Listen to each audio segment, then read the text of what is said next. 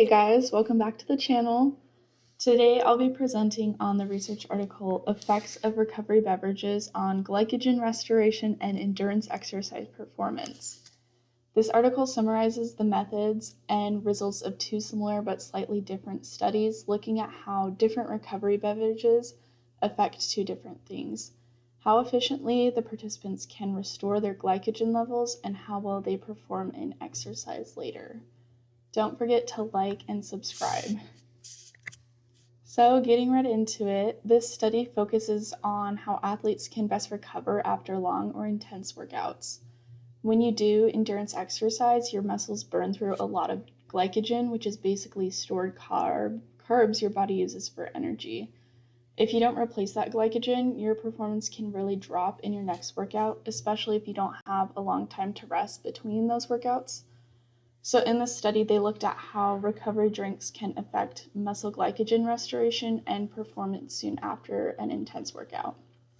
So while both of these studies highlighted in the article have slightly different methods, the overarching idea of both of them was to determine how recovery drinks affect replenishing muscle glycogen levels and how the restored levels impact sports performance.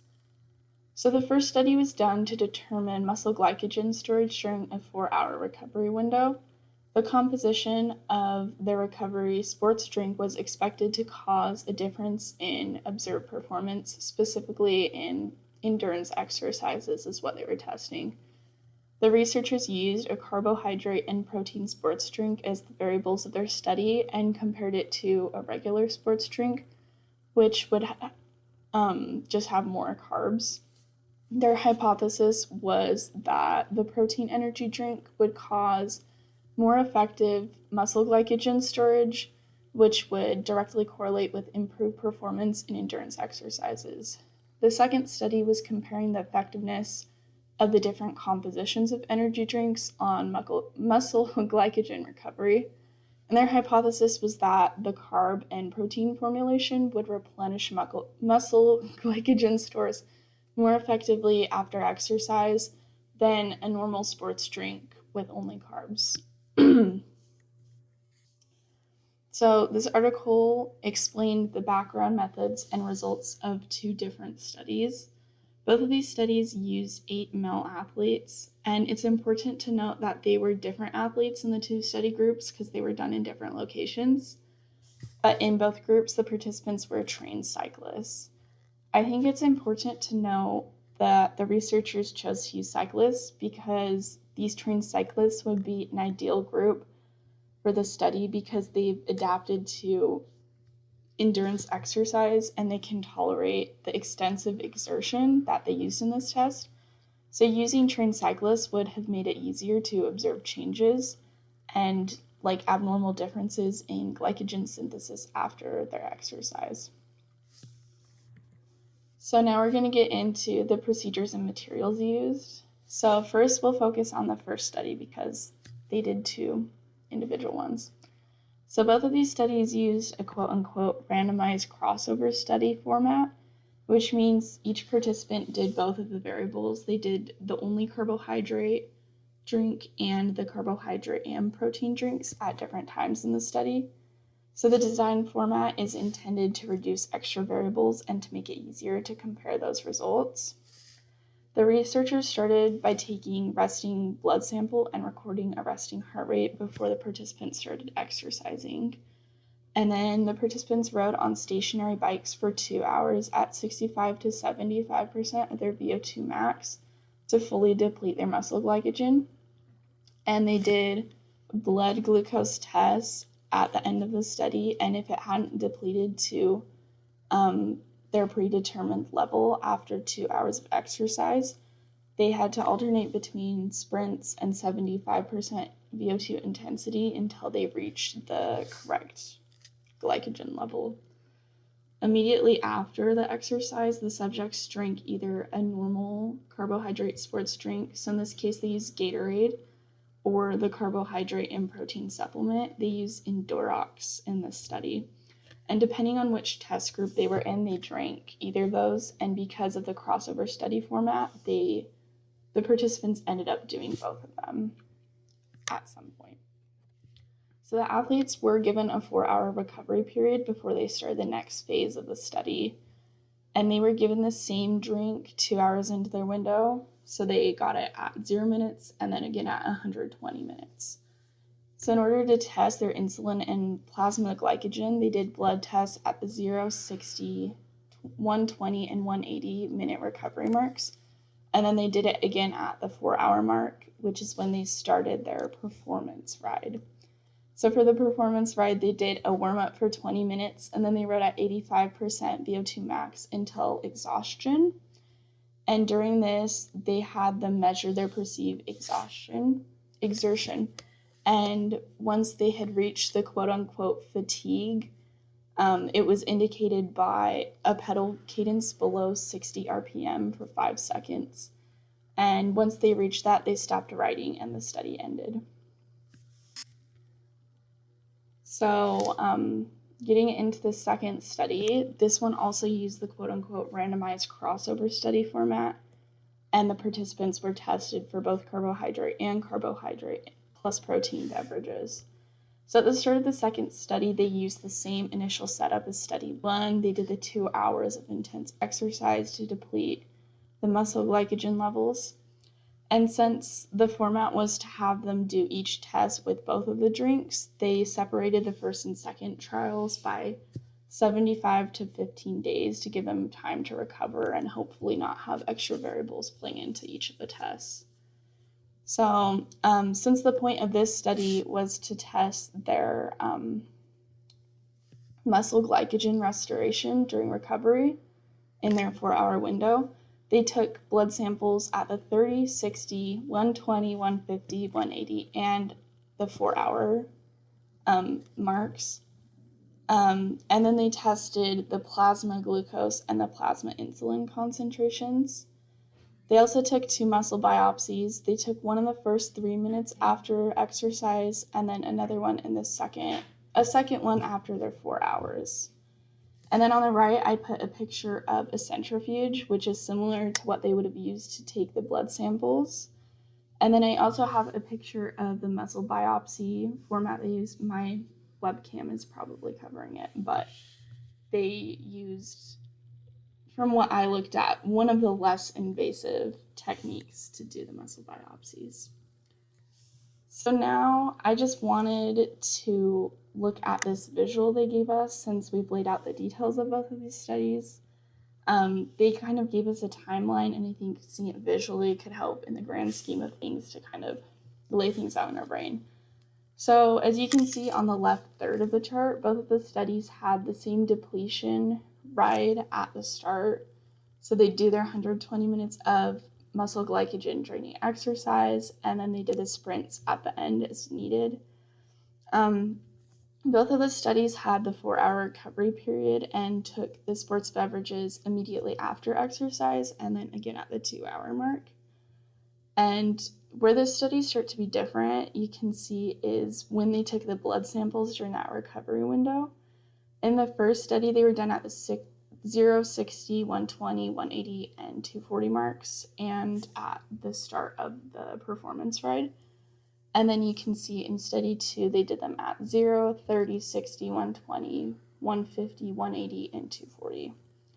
And in study 2, they did the muscle biopsies at the start and end of the recovery window. And after that, for the second study, they ended it, but in the first one, they continued the study with the performance ride until they were fatigued. So now we're going to talk through the rationale, or why they did this study and how it applies to us. So protein, in addition to carbs, can help stimulate insulin release, and insulin increases glucose uptake into the muscle cells. So increased insulin levels determine how much and how quickly glycogen will be restored during exercise.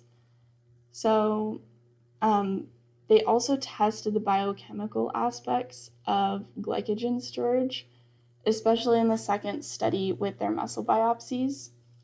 And while this can help to show like the glycogen levels, measuring their actual performance like they did in the second study with their, we'll go back to it, with their performance ride, that shows how it will actually help performance in the grand scheme of things. And another important factor is timing. The studies gave the athletes drinks right after their exercise and again 2 hours later.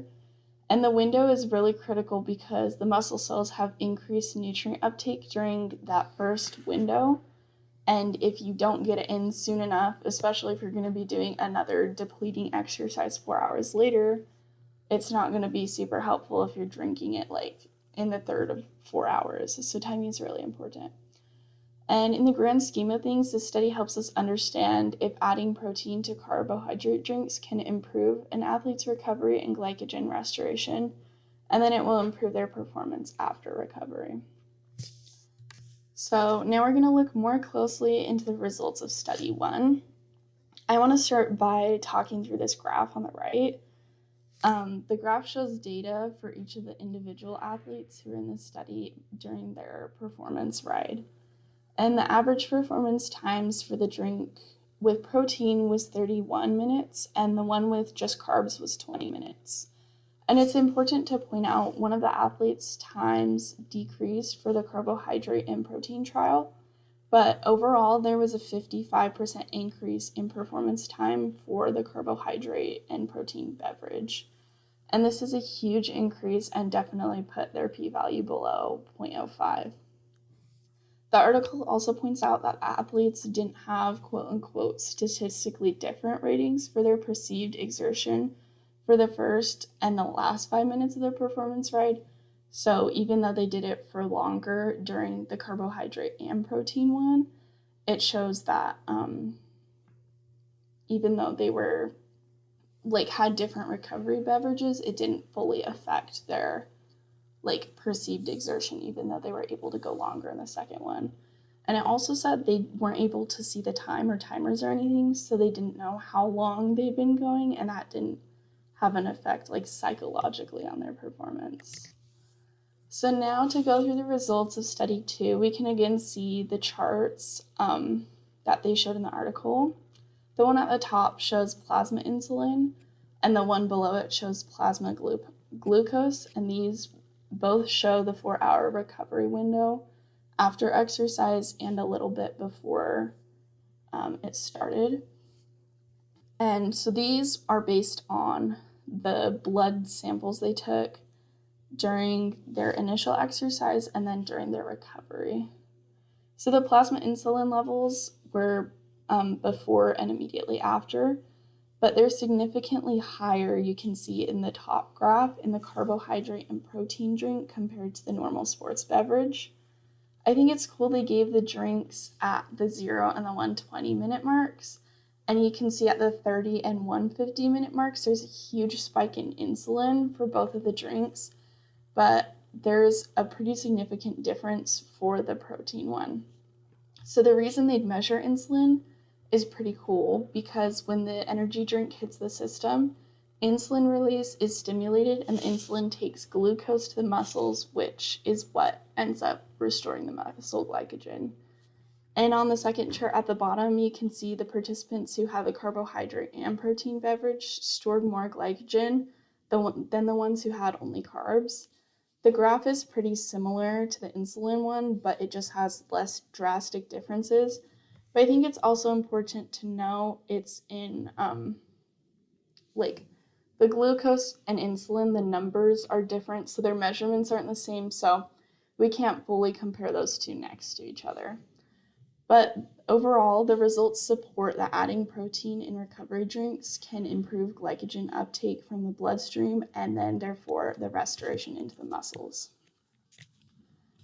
So now we want to talk about the main takeaway. So overall, the main takeaway is that protein and carbohydrate recovery drinks are effective and more effective than a normal sports beverage with just carbohydrates.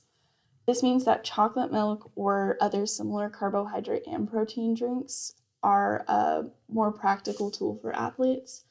And outside of beverages, it could also help if you're looking at foods by including protein. However, the data from this study by itself can't be conclusive and more studies would need to be done. I want to talk through some of the issues from the test I kind of ran across while I was reading through the article. So, the hard thing about studies like this one, or really any study with human participants, is that it's really hard to get enough participants. In this study, especially, the participants had to meet really specific criteria like age range, their athletic ability, and they had to be willing to get tested this way, which was, I assume, very time consuming and physically draining. Also, looking into muscle biopsies, I was like, I'll pass on getting one of those. So I'm sure it was hard to get enough people who are willing to do this. So because of this, studies like this with human participants don't usually have a very big sample size. And as a result, the data isn't as conclusive as it would be for the general population. So there's only 8 people in the study. It won't account for all 20-ish-year-old male cyclists, and it definitely won't account for both male and female cyclists of all ages anywhere. Another question I had when I was reading through this article was what the athletes were permitted to do during their recovery window. I was wondering, were they allowed to eat other foods? Were they allowed to take naps? And some of them might have taken naps while others might have like stood up and walked around. And I feel like 4 hours is a really long period of time, especially if you're not allowing them to eat other foods, because it's hard to keep everything controlled. So since that's a really long period of time, um, I think like based on what the participants might have done during this recovery window, it could have made a lot of variance in their results. And I also wanted to look at this chart on the right really quick to see the differences in Endurox and Gatorade composition. If you look right at the protein, you can see that the Endurox with the protein has 14 grams, while Gatorade had 0, which is obviously what they wanted. They wanted it to have protein and compare it with something that didn't.